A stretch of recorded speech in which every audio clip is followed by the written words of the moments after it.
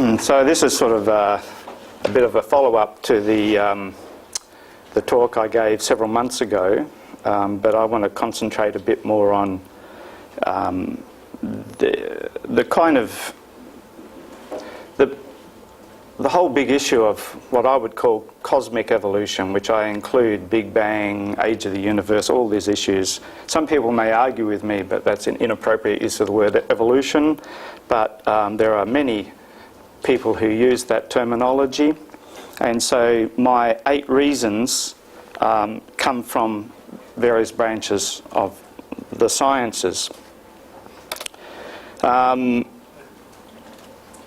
So before I get into it, though, I do need to provide a little bit of background. Something like this university professor tells his new students that truly, or fully 80% of the stuff you learn at university is wrong. The trouble is we don't know which 80%. Because really there's 2 types of science. Operational science, type of science that we are very familiar with, like I am myself in experimental physics. Repeatable, it works day in and day out. In fact, if it didn't, then we couldn't really do anything, right? We couldn't draw a paycheck. But it's the science that has produced our technological revolution. And then there's also what I would call historical science, which is something like forensic science. And that's really when you're trying to reconstruct what happened in the past. Maybe like this guy here is looking at this fossil, and he's imagining what happened in the past. That type of science is quite different in a sense because it's not repeatable science. It's a one-off past event, and it's weak. Just like forensic science is weak in the sense that on a crime scene, for example, you might go into a crime scene and take samples and then take those blood or tissue samples back to your lab and do operational repeatable science on them. But then the historical science comes in when you're trying to form a picture or a pattern or a story about what happened in the unseen past. And of course, on the usual television crime scene investigation type shows, they get the culprit in a room and beat a confession out of them in the 1 hour, so they have an eyewitness. But that's not quite the same thing in this case when you're talking about 4.6 billion years of Earth history or 13.8 billion years back to the Big Bang. You don't exactly have an eyewitness. You are still limited, even in cosmology, limited by what we observe with our telescopes, and I'll discuss that a little bit more, but again, it has that same limitation. There are people, Christians that is, who have said that the biblical account in Genesis chapter 1 is some sort of an allegorical description of that true history. So the Big Bang history very briefly outlined in the top line there, and they claim that that bottom line, the 6-day creation as described in Genesis 1, is some sort of allegorical description of that. Now, besides the time frame, the problem that exists is the very sequence of events themselves. Now, I'm not talking about the actual periods of time, but the actual sequences. And I haven't spent a lot of time on looking at this, but very briefly, you see along the left side are the days of Genesis chapter 1, and on the right is just a sequence in order of the Big Bang evolution history. And you see that every one of those bursts or explosions are where there's a conflict.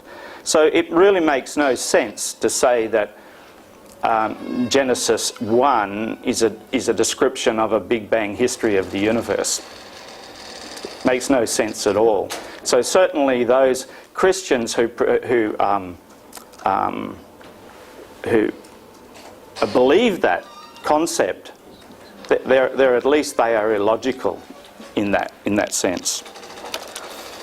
Because when we look at the universe, when we study the universe, it's important to understand the assumptions that go into what we into the conclusions that we draw. And Big Bang requires certain set of assumptions, certain sets of unprovable assumptions. All of these ideas, and the same with special creation by God, requires a certain set of assumptions. And if you automatically exclude an intelligent creator in the universe in your assumption, then your conclusions naturally automatically exclude that as well. So the interpretations critically depend on your starting assumptions.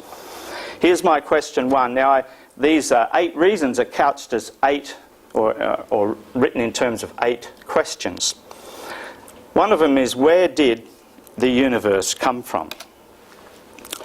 According to Dr. Richard Liu, astrophysicist, Huntsville, University of Alabama in Huntsville, he says that in modern cosmology they are using unknowns to explain the unknown. And what he means by this is that cosmology, quote, cosmology is not even astrophysics, because all the principal assumptions of the field are unverified or unverifiable in the laboratory. So you see, this is where this comes down to the fact that it's not the same thing as that operational science that we do in our laboratory. He says, in fact, cosmologists have become comfortable with inventing unknowns to explain the unknown. What does he mean by that? Well, we're told today that the universe is filled with this stuff. These numbers vary slightly depending on the survey, but roughly 74% dark energy and 22% dark matter. And only the little 4% down there is the neutrons and protons, the baryonic matter that we are made of. Where does this come from? Well, dark matter, one of the first motivations for the proposing the idea that there's dark matter came from the spins of spiral galaxies that spin too fast. So that it was posited or proposed that the galaxies have a spherical halo of dark matter around them, matter that doesn't interact with any form of radiation, but causes gravity to affect the motions of the gases that are observed in those disk regions of spiral galaxies. So the solution to that problem is dark matter. Now, that's not the first time dark matter was proposed. Dark matter was proposed back at the turn of the last century, not the one that just passed, the one before, when Vulcan was proposed as a planet hanging behind the sun because the perihelion advance of Mercury was too fast, or some unseen asteroid belt between Mercury and the sun. Dark matter has been used many times as a solution to some problem in astrophysics. Nowadays, dark matter has reappeared, has many times over the past 40 or 50 years, but in recent times it was proposed in about 1977, because there were certain problems in particle physics that need to be cleaned up. So a particle was chosen at the time because there was a popular laundry detergent in the US called Axion. So the Axion was the name of the particle that they proposed. Now, the Axion is a WISP not the WIMP category, but the WISP category. That is a weakly interacting sub-eV or slim particle. And as it turns out, that cannot provide the missing mass of the universe. You need WIMPs, weakly interacting massive particles, to provide the extra missing mass that is needed when you look at the dynamics of those rotation curves of spiral galaxies. And many laboratory experiments have been undertaken over the past 40, maybe 50 years by now, and so far we haven't found any type of dark matter. And then dark energy was proposed as an explanation. I could say it came into its own, really, 1998, with the discovery of the not only expanding but the accelerating universe. And the standard model the standard Big Bang model, required an extra component, a type of anti-gravity, to make the observations of the supernova that were being measured as standard candles for this test of the expanding universe. They were dimmer than the model predicted, and therefore by adding this term you could get the theory to match the observations. Some years ago, I think it was about 2005, I was at the Australian Institute of Physics Congress in Canberra, and Dr. Stephen Chu, who was in the former administration of Obama, he was his energy minister, Secretary for Energy, and he was speaking at this Congress, and he said, "We understand nearly all there is to know about the universe except for a few small details." And he was speaking at the time to a large group of school children, trying to inspire them to get into science. He said, "What is dark energy and dark matter?" So he was mentioning that we know nearly all there is to know about the universe, but 96% of the stuff is a mystery. That doesn't make really much sense. And then the cosmic microwave background radiation. We have now had 3 satellites, COBE, WMAP, and the Planck satellite that has recently reported its results. And they have measured the small temperature variations coming from the cosmos in this radiation, the variations from this very smooth, uniform black body radiation. And by deconvolving it into these spherical harmonics, some surprising issues have arisen. And this problem is being dubbed the axis of evil, because in the octopole and quadrupole harmonic terms, they found that most of the axes of those components are aligned. And not only are they aligned, they're also aligned with the plane of our solar system. And not only are they aligned with the plane of our solar system, this is the plane the planets rotate in, this direction even passes through the equinoxes, which is the imaginary point on the Earth's surface because of the tilt of the axis where the sun crosses the equator twice a year. If the cosmic microwave background radiation is truly the echo of the Big Bang, then this is some background source that has nothing to do with local physics of our solar system. The people who went, these maps here comes from the WMAP team, and so they eagerly waited the results of the Planck satellite because they believed that maybe the Americans had made some instrumental problems or data reduction problems or something like that. And when Planck reported, the exact same axis of evil has showed up. In fact, Max Tegmark, who was the first guy to really discover this, said this alignment of these axes goes right back to about the 20th multipole expansion term. So it's real, but none of the models predicted this. Totally unexplained. So you see, this is what Richard Liu means by the problem of explaining or proving beyond any reasonable doubt some cosmological model. He said astronomical observations can never by themselves be used to prove beyond reasonable doubt a physical theory. This is because we live in only one universe. The indispensable control experiment is not available. And so it's not the same thing. We can't interact with the universe. We're subject to our measurements with our telescopes, and all we can do is gather large amounts of data and make statistical arguments. You can't, like in my lab, I can send some light or I can kick my experiment and I can get some response from the system. That's what I mean by operational repeatable science. With cosmology, we can't do that. We have no ability to do that, and we're limited by what we can do.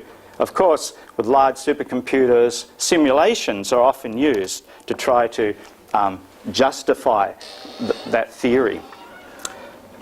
And you may have read the recently report of the BICEP 2 telescope from the South Pole, where they claim to have proven the idea that not only is this as an expanding universe, but that in the beginning there was this massive ultra-fast inflation period, and they claim proof of this and the existence of primordial gravitational waves, that is, waves from that period right after the Big Bang. They claimed a smoking gun. Again, this is that issue. A smoking gun relates to the idea of forensic science. You go onto the crime scene and you see a guy standing there and smoke's pouring out of the barrel of the gun. You didn't see the crime, but you see him holding the gun. Well, they claimed this was that type of evidence. But if you look on the internet now, and even published in Science, I think it is, there's physicists who are claiming that this team, the BICEP team, have overlooked the evidence from our galaxy itself. That dust in our galaxy could cause the type of polarization of the photons that they claim is evidence for that early inflation period. So inflation is another one of Richard Liu's unknowns. And this article is written on creation.com, where I have published several articles in response to these type of issues. Also, you may look at my own website, johnhartnett.org. I have a feeling a lot of you have already looked at it, right? Because there's been a very big spike on my website the last few days. So you see, Liu says, hence the promise of using the universe as a laboratory from which new incorruptible laws may be established without the support of laboratory experiments is preposterous. In cosmology today we have a problem of cosmic variance. We only have one universe. So cosmologists routinely will simulate what the universe they think should look like using supercomputer simulations. But it's not the same thing as doing sort of lining up a set of universes and saying, well, what does a typical universe look like? And that's the problem. We can't see what we can't see, right? So, point number one, I say busted because it all relies on unknowns to explain the unknown. Question two, how did nothing explode? Well, that's what we're told with the Big Bang, that nothing exploded. Initially there was nothing and it spontaneously exploded. People have argued with me, no real scientist would actually say that. But you can just search that. The universe burst into something from nothing. You can search that and you'll find papers that even have that in their title. In journals, published papers in journals. So the Big Bang. This is a rough timeline following the red arrows. Starting with nothing explodes producing hydrogen through some process. I'm skipping a lot of details. And eventually you get helium and hydrogen, you get stars forming, you get nuclear synthesis and supernova and stars producing most of the heavier elements, dust forming, and then the nebula. About 5 billion years ago in our solar system, or the solar system, forming from a cloud of dust and gas, the sun starting, planets cooling, getting to the point of cold enough, an ocean forming on the surface, and then 3.8 billion years ago you have this ocean generating the right conditions, and suddenly some non-life to life episode and something crawls out of the ocean. I mean, that's it in a nutshell, right? Yeah, I'm skipping a lot of details, but that's what I'm calling Big Bang cosmic evolution all wrapped together. That's the story we told. But on the cover of Discover magazine, this is maybe there's a little bit of desire to sell the magazine, but they said the universe burst into something from absolutely nothing, zero, nada, and as it got bigger, it became filled with even more stuff that came from absolutely nowhere. It is true, if this is true, then the universe is the ultimate free lunch. As a physicist, energy doesn't come from nowhere. I mean, besides the point of if you did generate a universe full of real particles like protons, where are all the antiprotons? This is the matter-antimatter asymmetry problem, which I'm not even talking about. And the fact is that the physicists do discuss the issue of the origin of the universe. Alan Guth said, in spite of the fact that we call it the Big Bang theory, it really says absolutely nothing about the Big Bang. It doesn't even tell us what banged, why it banged, what caused it to bang. It doesn't even describe it. It doesn't really allow us to predict what the conditions immediately are after this Big Bang. Even the word after, couched in time, you know. Some people tell me you can't say that because that's an improper question to say what happened before the Big Bang, because there was no time. But some of the most popular theories to explain the origin of the Big Bang are hyperdimensional spaces, string theory, you know, 10-dimensional spaces, membranes that collide in space. So physicists are thinking about this. They're looking for that first cause. They don't just ignore this problem. So how did the universe begin? Probably the most fundamental question of all. We do live in a universe. We're here. We're discussing it. Many scientists would regard this most profound. But Stephen Hawking says the question doesn't even exist, because to Stephen, he's thinking in terms of some sort of quantum mechanical origin of the universe. He's claiming the universe had no unique beginning. Instead, it began in just about every way imaginable, and maybe some that aren't. He's thinking in terms of quantum mechanics and entangled states, that there are many histories, and just because we look at the universe, we get to sample some of those histories. This is really starting to sound like animism, starting to sound like a religious belief to me. For a man who says he doesn't believe in God, he's becoming very religious. He goes on to try to answer this question of why are we here? So, I mean, we're here discussing this problem, but why are we here at all?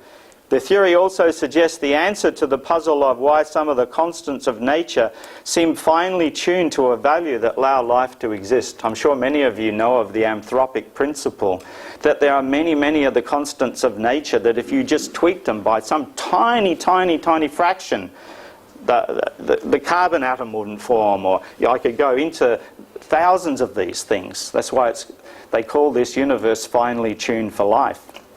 Well, the answer, according to the cosmologist, is what they would call the Goldilocks universe, right? Everyone familiar with Goldilocks? 3 bears, there was 3 porridge, right? 1 too hot, 1 too cold, but one that was just right. So in a universe where we exist, we just happen to be biased because we exist in this universe, and this is the universe that is just right for life. And hence comes in the idea of the multiverse. There may be infinite number of universes. But doesn't this just sound then like a religious belief system? Because you don't wish to admit or allow that intelligent creator, because he's, remember, being excluded by the initial assumptions. Therefore, you now invent a multiverse. So Stephen says if we start from where we are now, it is obvious the current universe must select those histories that lead to these conditions, otherwise we simply wouldn't be here. Paul Davies actually says it's the laws of physics that are the hero. The laws of physics determine the existence of the universe. So the laws of physics are now the god of the gaps for the cosmologist. This is an abstract taken from, it was a lecture last year at ICRA, the Astrophysics Institute at the University of Western Australia, where I came from last year. And this abstract is in relation to the dark matter crisis, problems with the standard model. And they say here, each test shows that the standard Big Bang model, or Big Bang description, to fail such that the LCDM model needs to be discarded. Wow, I never in my life ever saw the words discarded. I nearly fell off my seat when I read that abstract. That someone, and this is talking about some problems that they have, that for example the standard model predicts dwarf galaxies around our galaxy and many galaxies. There should be many, many of these, but they're not observed, or very, very few. It fails this test. In fact, there's a dark matter crisis in our own galaxy. So if the very fact this is now being discussed shows you that it's nowhere as rock solid as you may have imagined. Question 3. How did stars and galaxies form? Fundamental question, isn't it, really? take them out of the universe, you don't have much left. We have our solar system. We have a central body, the sun, of course, and all the matter circulating. It seems like on planet Earth, we're in the right place, in the right zone, the habitable zone it's called, liquid water, ideal. I say designed for life. But we are told the solar system formed from this nebula cloud 5 billion years ago. Well, it started to condense out of this cloud. But how do you actually get a star to form from a cloud of gas? And for those who are not physicists and not aware of this, there is a problem that Mr. Jeans proposed or pointed out a long time ago. But you are familiar with this. If you have a cloud of gas and you compress it, it heats up. And it gets too hot, it produces a limit over which you cannot compress the cloud of gas anymore. And so in simulations, which are the only tool you can use to test a model on how a star forms, you have to overcome this Jeans limit. And proposals to overcome it include things like a nearby supernova. If you have a cloud of gas, and you have a star nearby that explodes, you send a compression wave through that gas and you compress it rapidly to overcome the Jeans limit so you get a higher density rapidly and gravity can take over. You'll still get a very strong heating effect, but the idea is to compress it super fast to overcome this thermodynamic problem. But doesn't that present a problem? Because if you have a supernova to create a star, then that means you must have some sort of a chicken and egg problem, because it means you would need a star to create a star. So obviously no one considers this as too serious a proposal to solve this problem. So what is the solution? The solution is dark matter. Dark matter is the god of the gaps here for the physicist. To form a star in the simulations, you must start with an overdensity, a density where you're already a self-gravitating mass, and the way you do that is by introduce a dark matter density. This is a physicist from the University of California. He says, this not only applies to stars, of course, it applies to clusters and galaxies themselves. And he says if you start with too little dark matter, then a developing galaxy would peter out.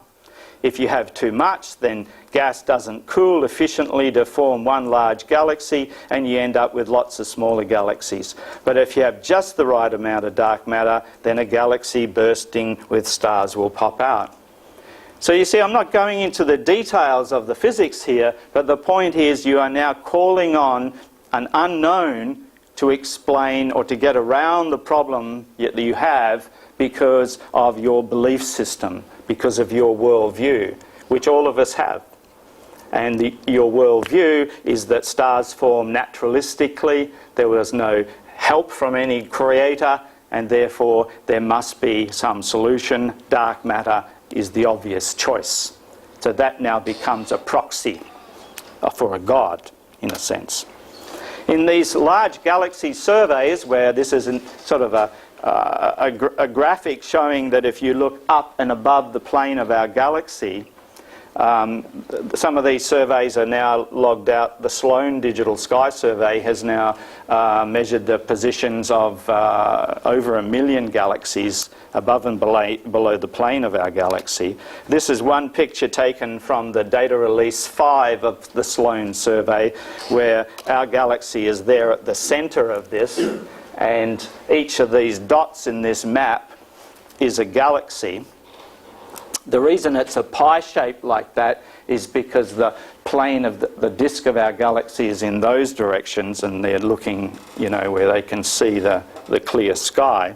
This is out to distances, something like 3 billion light years, something of that order. It's actually medium distance, not really enormous distances in the universe. And now, as I mentioned, they're up to millions of galaxies. But you see in that, you see this sort of web-like structure you see voids, you see strings, you know, these cosmic sort of filaments, this sort of thing. But also you see something else that's imprinted on that. And some years ago I published a paper on this where I showed that there is actually concentric structure in that. And that so far seems to be real. Now we measure this in redshift, of course, so now it comes down to a question about how do we interpret redshift, what it actually is. If the Hubble law is correct, interpreting redshift as a distance measure, then this gives you concentric kind of circular structure around this area where our galaxy is. In these simulations they do in supercomputers, simulating the structure of the universe, this is a piece of one of them, visualization of each dot again is a galaxy, but no, you can't really say galaxy because each dot is a concentration of matter, because actually no normal matter is used in the simulation at all. It's all dark matter.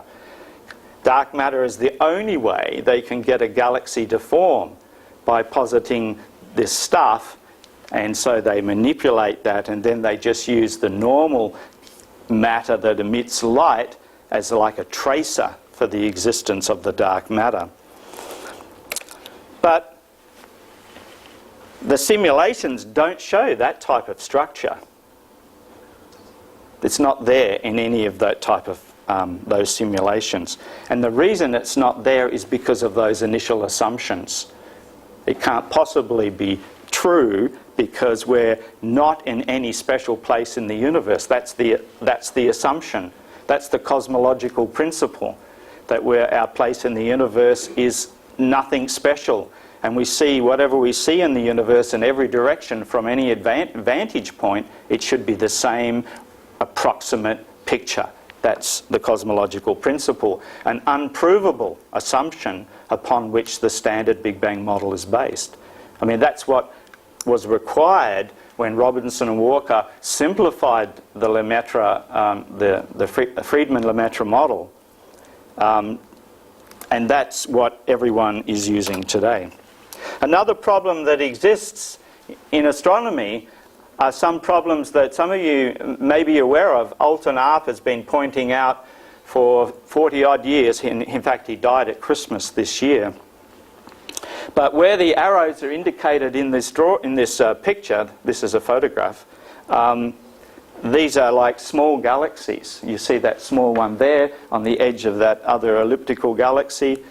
And Arp is saying, contrary to the standard view, that these are not galaxies merging, but ejection of, he called, embryonic galaxies out of the hearts of elliptical active galaxies. And in fact, you see over here a quasar which has a very high redshift, and this large galaxy here is only a low redshift. And in the standard model, the higher the redshift, the greater the distance. So the quasars should be at very, very great distances in the universe. And of course you could simply say, that's just a projection effect. The quasar is way, way behind and it's extremely luminous. But of course the argument on extremely luminous comes from your assumptions, because if you put that one out the edge of the visible universe, then it has to be extremely luminous for you to even see it.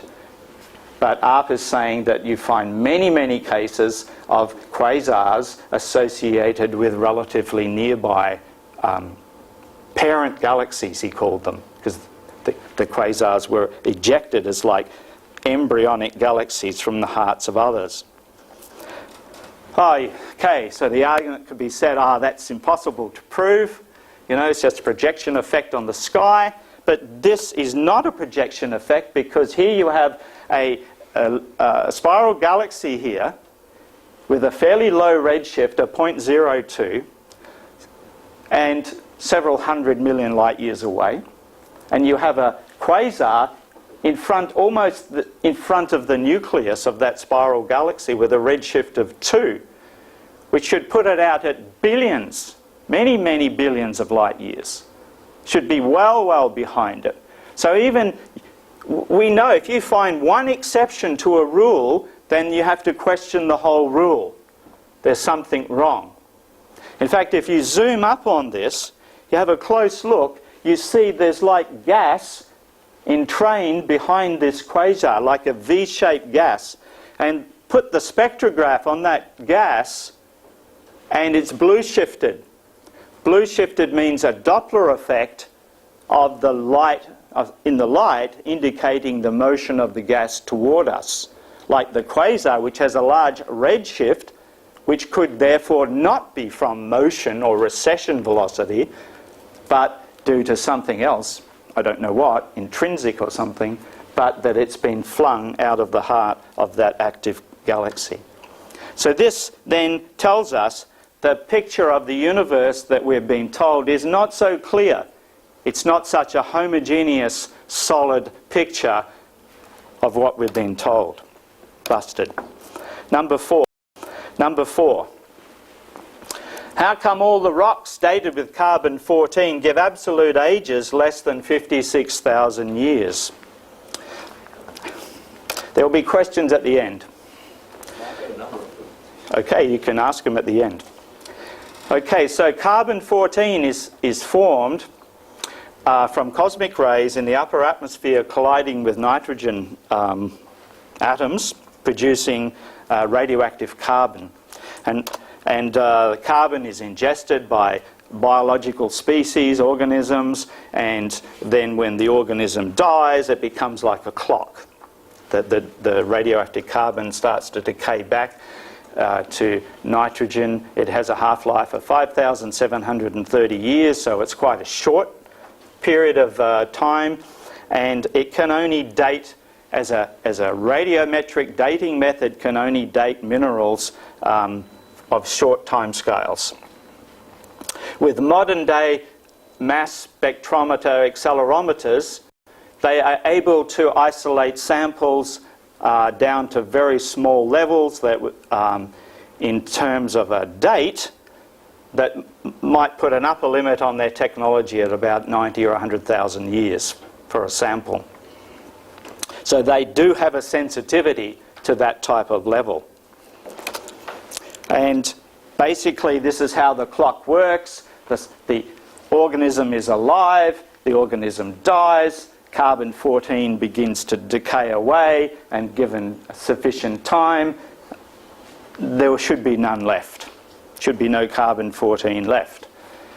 Physicists have for a very long time desired to find material, like carbon-bearing material, like graphites, limestones, talc, something that they could use as a blank in their mass spectrometers. When I say a blank, a reference blank, that they can calibrate the mass spectrometer to say there's no carbon-14 in that sample. Well, practically all carbon-bearing minerals on Earth contain carbon-14. And they haven't yet been able to find such material to get that type of a reference. So definitely, once one has got to at least 250,000 years, if you had a sample that was supposedly older than that, you should find no carbon-14 in it.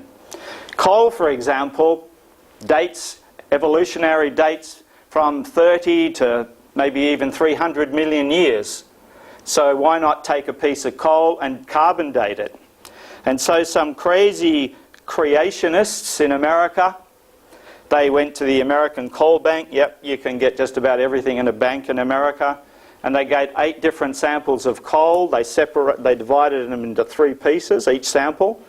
So they sent the same 8 to 3 different dating labs, and they sent it through an intermediary company. They used an agency in order not to bias the agency against them, you know, that these guys have got some ulterior motive, that sort of stuff.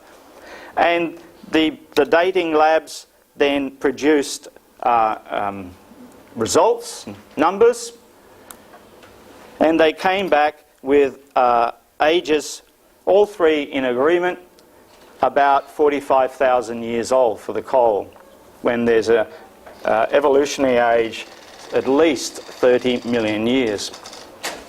Of course, these dates that you get for the age of your coal, there are several assumptions in that. One is the carbon-12 to carbon-14 ratio in the atmosphere. The assumption is made that it's essentially been a constant. Even the formation of the carbon-14 in the initial conditions of the Earth, well, has that been a constant? The Earth's magnetic field affects the influx of cosmic radiation. So in the last 400 years, for example, the energy in the field has decayed by 30%. So just project yourself back. It's an exponential decay. It's from a freely decaying field. The Earth's field would have been a lot higher in the past, which would have changed the formation rate of carbon-14.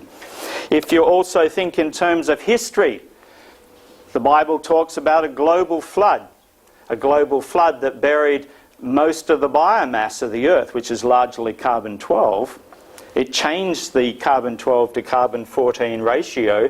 It changes those initial assumptions. So the 45,000 years was based on standard evolutionary assumptions. If you change your assumptions, believe it or not, because you've changed that initial ratio, and even the accumulation rate is no longer a constant, you could model that. It's still subject to the same sort of problems that I mentioned, whether you're a creationist believer or a evolutionary long age believer. You still are subject to the same weak historical science. But changing the assumptions changes the date you get, which 4,500 years starts to come down to a date consistent with what the biblical account of Noah's flood. So the same team of people bought some diamonds, because diamond is pure carbon and has extremely dense lattice, very hard for impurities to penetrate and this sort of thing. And they sent the diamonds off to these same labs. Diamonds, you may not know, come from these deep diamond pipes several hundred kilometres under the Earth. They're thrown up with sort of volcanic eruptions. They have evolutionary ages of the order of about 1 billion years. The dates came back on the diamonds around 56,000 years roughly, based on the same sort of evolutionary assumptions. So the presence of carbon-14 is a problem, because carbon-14, as I mentioned, is found everywhere. The standard response is that it's contamination. There's a certain concentration of carbon-14 in the minerals, and that's contamination, and that level of contamination seems to be about the 40,000 year level, the amount or the ratio that represents that amount. But accelerator mass spectrometers can detect down to, as I mentioned earlier, down to about 90,000 years. So why are there not minerals that have less carbon-14 in them if this model is correct, the standard long age of the Earth model? Busted. Question 5. How do you determine the absolute age of a fossil? And possibly, if you read Scientific American or something, that this is claimed as the best evidence for biological evolution over time. The fossils themselves, that we see this record of history in the fossils. Well, if it's a record of history, surely you need to have a time where these creatures lived in the past. And if we look at Grand Canyon, for example, we see kilometres deep of sedimentary layers laid down by water, in fact running water. We see here at the interface between the Coconino Sandstone and the Hermite Shale, we see like a knife edge. Yet in that knife edge there are something like 20 million years of time, of deep time, that's meant to be represented by that period, yet there is no erosion surface. So we are being told that for 20 million years the Hermite Shale just sat there being eroded away, but there's no evidence of that. If we look in the detail in the Coconino Sandstone, we see this cross-bedding effect. We don't see fine lamination layers of a layer per year, 100,000 millions of layers. we see all this cross-bedding. And cross-bedding can occur underwater with sand being deposited in dunes, flowing water I'm talking about, and you see the tops of the dunes cut off and filled in, and you get all this cross-bedding type effect. Well, an alternative explanation for Grand Canyon is in Noah's flood, a global flood. Of course, not the formation of the canyon, I'm talking about the formation of the sediments. The canyon must have formed sometime after. But in those sediments, as we find all over the earth in the sedimentary layers, we find fossils, remains of dead things. We don't find the fossil with some sort of label on it, 65 million years old, if it's some sort of a dinosaur, a T-Rex fossil. Of course not. That's stupid, right? How do you determine how old a fossil is? Well, you have to first, a couple of points here. If a paleontologist is looking in sedimentary layers and he knows the date or the age of those sediments, then simply the fossil age is the age of the sediments. But how are the sediments dated? The sediments have been dated by what are called index fossils, very small marine crustacean type fossils that have been found to sort of fall in layer by layer type structures, and they use those as a proxy, but which ties them back, of course, into some evolutionary story. So the actual sediments are dated by fossils, and yet the fossils that are found in them are dated by the sediments. Of course, there's some exceptions to this, and you can use radiometric dating, for example, to date crystalline materials. For example, maybe a volcanic ash layer from a volcanic eruption. Then you have problems, though, because you have to then, there's a whole pile of other assumptions which will go into the dating of those type of igneous materials, crystalline materials. So radioactive dating of minerals is not really about time. Well, I shouldn't say it's not totally not about time, but the actual direct methods involved are really about measuring isotopic ratios, concentrations like this. The time part comes in with the interpretation, and that's what I mean by that. The evidence for all of us is the same, it's the interpretation that changes. And in terms of testing or making these measurements using radioactive dating techniques, really two questions should be answered. Do they work reliably on rocks of known age, and do the different techniques agree consistently? That's really the two fundamental tests one should look at. Here we have just a small sample of a couple of dates using potassium argon from Hawaii. This is a volcanic, the first one is not. The first one is from Mount St. Helens, which we know erupted in 1986, and dating the magma, the crystalline material, potassium argon gave dates severally between 350,000 years and 2.8 million years old, and yet we know when it erupted. Kilauea in Hawaii, we know the lava flowed less than around 200 years ago, and yet dates on that gave dates between 0 and 22 million years. And Hulalai in Hawaii erupted in 1800 to 1801, and dating those crystalline magmas, they got 160 million to 3.3 billion years old. So all inconsistent with known dates. So these are the things we have to question.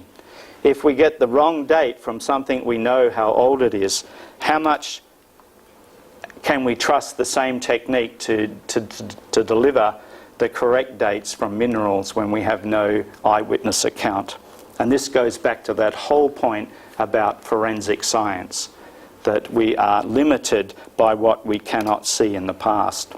Here's an example from Hawkesbury sandstone.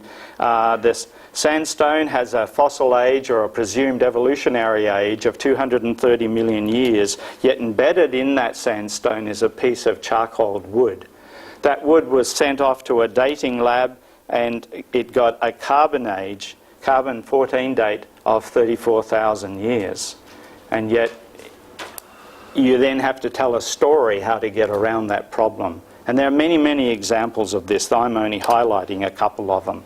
So the dating methods themselves are what I would say are drawn into question. In fact, there are many other samples of different decay processes in the same rock, and because they generate completely different dates of hundreds of millions of years, a story is then developed to explain when this one flowed in or this process occurred. So then they build up a story about it. But the underlying assumption, or the starting assumption, as I mentioned at the beginning, they're never changed. And that then is used to justify the interpretation. Why hasn't evolution been observed? Well, when we talk about evolution, it's a slippery term, because this evolutionist working in the lab, he's thinking of speciation maybe amongst his butterflies there, but when he's talking to this child is thinking of pond scum evolving into microbiologists. So it's called bait and switch. There's no doubt genetics is a real science. There's no doubt that natural selection works on that genetic information. But often the terminology is not clear. And certainly when one tries to explain the origin of certain complex structures like the bacterial flagellum, which has this whip-like motor, that motor rotates at something like 36,000 RPM or something like that, a proton-powered motor. And you have to explain then if that arose by a stepwise Darwinian process over time, that at each stage, each element had to have function.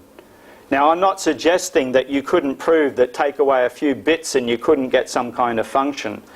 But you certainly have to have at least 75% of that motor, or it will not function. And it is in that sense irreducibly complex. The AT phase motor that produces ATP in every cell of our body, the energy currency of our body, again another fully rotary motor that is again irreducibly complex. You have problems of how these things arise. Just last year, for the first time in nature, was discovered these mechanical gears in this nymph. It's used for like escaping its enemies. You know, it's like a ratchet system that loads it up, and then when it needs to jump away, it releases a lot of energy. It's amazing design, to the point that Richard Dawkins, who we all know as our leading evolutionist friend, says that's one of the most interesting things about living creatures, that they do carry this overwhelmingly strong illusion of design. Living things really do. So he's put on his evolutionary glasses, hasn't he? He's speaking from his worldview. Yeah, I mean, we can all see the design, but for Richard, it's illusion. For me, for someone who believes in a creator God, it's not illusion. So it now becomes just interpretation. The facts are not in dispute. It's the interpretation applied to those facts. And evolution gives us this wonderful evolutionary tree, where from this pond scum 3.8 billion years ago on some side of a volcano, or deep in the rocks, or in that ocean I mentioned, everything arose eventually through increase of complex coded specific information. You know, I like to point out that, you know, the view is that man is somehow sort of up the top of that evolutionary tree, but I don't think any evolutionist in the room here would put man in any particular place, would you?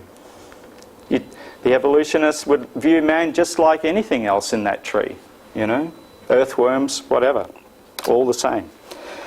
Richard says, evolution has been observed. It's just that it has not been observed while it's happening.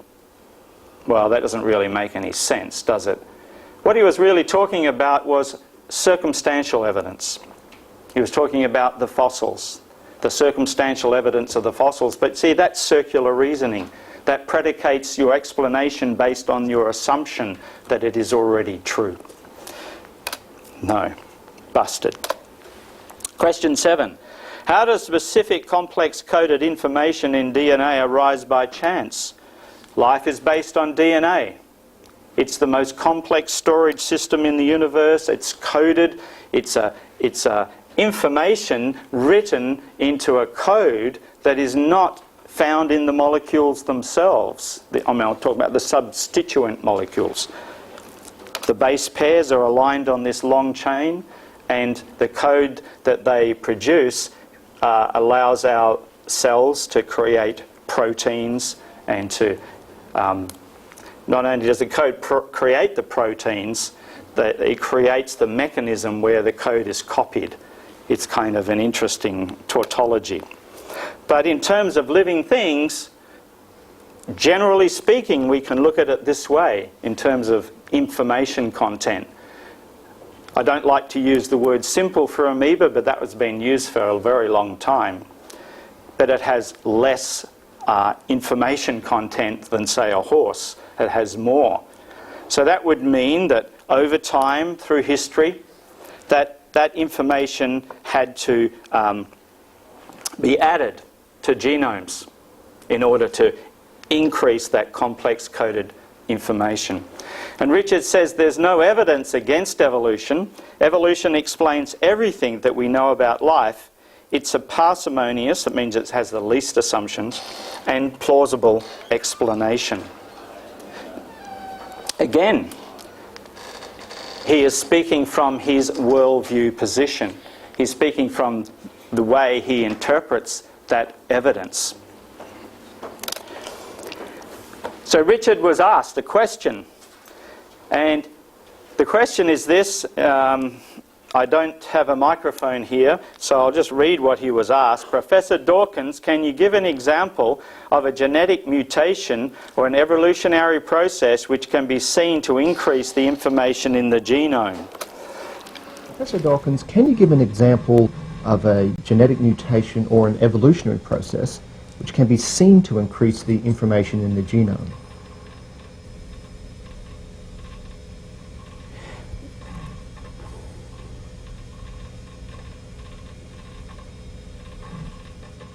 On that, he was on the video, I think it was 19 seconds they allowed it to go before they cut it, but he never responded, and he has never since responded either. Though I shouldn't say that. He responded there's a YouTube response, but he never answered the question.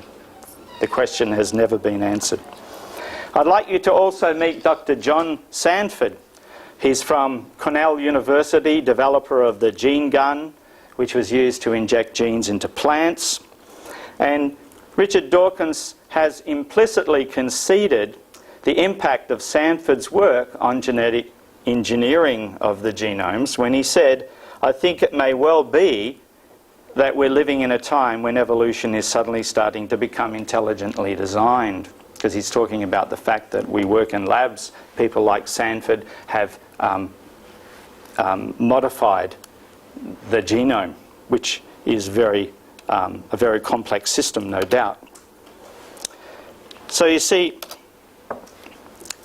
what does Sanford also say about this problem, about this increase of complex information in the genomes?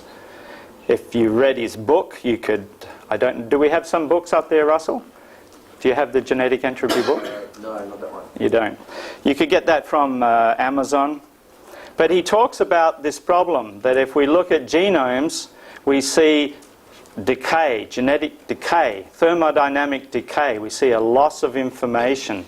We see in generation to generation the accumulation of slightly deleterious genes that are not selected out by natural selection, which means those defective genes, those mutations, accumulate in every genome. And humans, for example, pass on at least 100 defective genes to their next generation. And it's the same with all. So we see a downward trend, we see a loss of fitness, we see a genetic decay occurring. There's YouTube videos of him discussing this subject, which you can also search for. How did living chemicals arise from non-living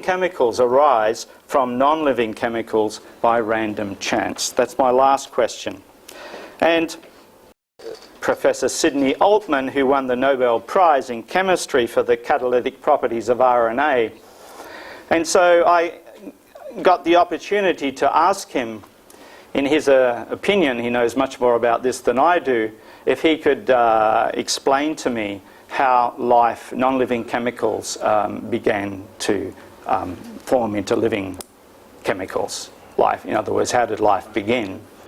He went on in his answer for a good 10 minutes talking about the absolute difficulty of the complexity of synthesizing biomolecules in the lab, which is true because they're not thermodynamically favored.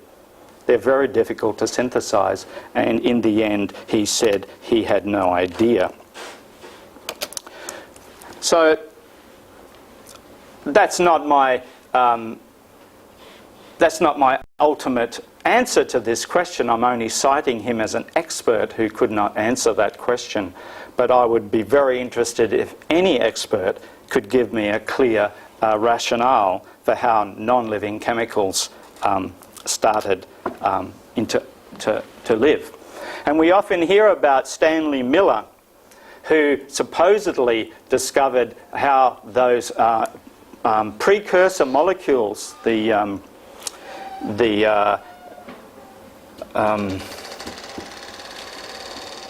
wow, words gone out of my head.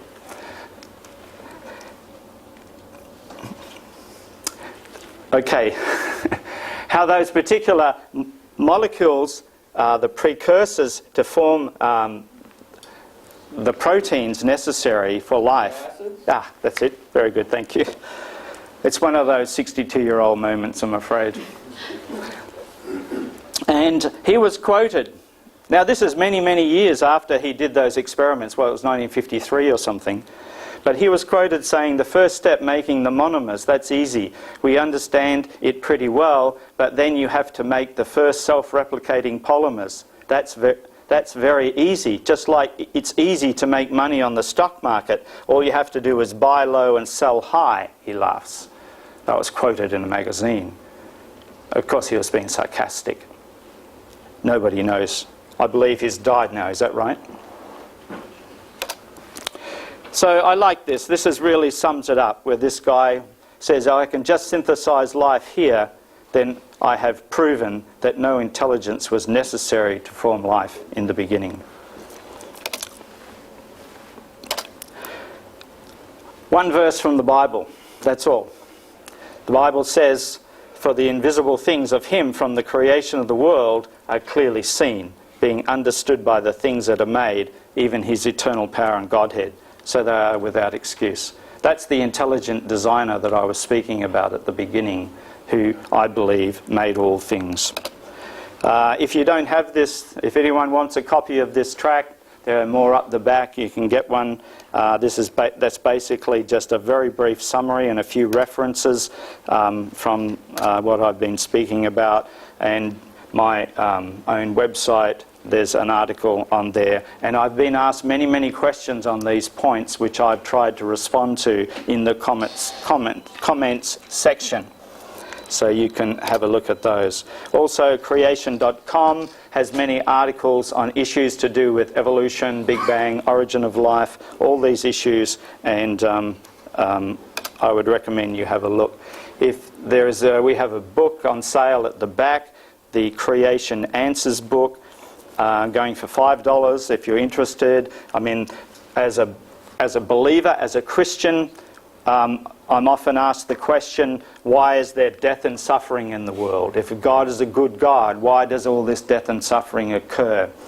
Well, that's a question I did answer actually in the last lecture a couple of months ago, that people are equating the Creator God with the decisions that man has made himself. And if you look on my website, you will find an article, Why Believe in God in an Age of Science, where I answer that question. And who was Cain's wife? There was Adam and Eve in the Garden of Eden. Adam and Eve had children. One of them was Cain. And we're told Cain killed his brother Abel, but later the Bible says Cain took a wife.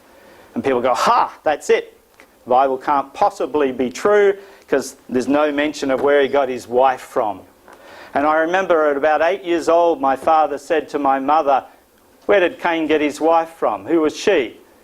And the implication, of course, at the time was that he had proven that the Bible can't be correct. The history can't possibly be right. And my father never believed in God, in the Creator, in the Bible, never became a Christian and died, in fact, early last year, never rejecting this. But part of the problem with answering that question is the worldview issue itself, because people would naturally think, and this even applies to Christians, not even to non-believers, but to Christians themselves, is that Cain couldn't possibly have married anyone closer than, what is it, your second cousin or something like that, or you might have defective genes and you have all this, this sort of problem. But of course, Cain must have married his sister. And it does seem that it's a perfectly reasonable explanation that has been overlooked because of cultural biases that have been rejected for a long time. So there are many, many answers in this book, about 64 actually, of different questions that people have asked. Yeah. Okay, questions. There are evolutionary experts left. Oh, okay. He had all these questions. He has no questions now. We have the lecture theatre till 1 o'clock, so we can have some discussion. There's no pressure to rush out, but go if you need to go. You claim that there's been no evidence for evolution? No, Richard Dawkins said he hasn't observed it. Huh? What are you claiming? Now, this is what I was saying about the definition of evolution, right? Yes, So, okay, what are you defining it as? Sorry, I came in late. okay, so that's the point I made about the definition being very slippery. Now, I'm not denying genetic information being passed on. I'm not denying that. But if you define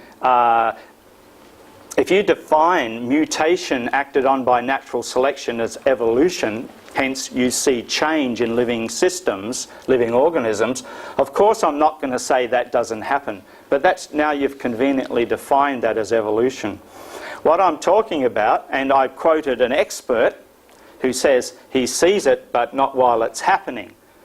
So it becomes only circumstantial evidence. And what he's talking about is pond scum evolving into human beings over billions of years. So that is what I'm referring to when there's no evidence for evolution. Well, I would disagree. Have you heard of the Lenski experiment before? Yeah. Well, I believe that's evidence of E. coli evolving so they can take up citrate. Yeah. They can metallise citrate. Yeah. And? You believe? Of course you do. Believing is what everyone does. Exactly, I'm not arguing against that. I already stated that at the beginning. We all have a worldview, we all have a belief system. Mm-hmm. But the question you should ask yourself, why do you believe it? Because it was done by the scientific... No, that's not the question I mean. The higher level question.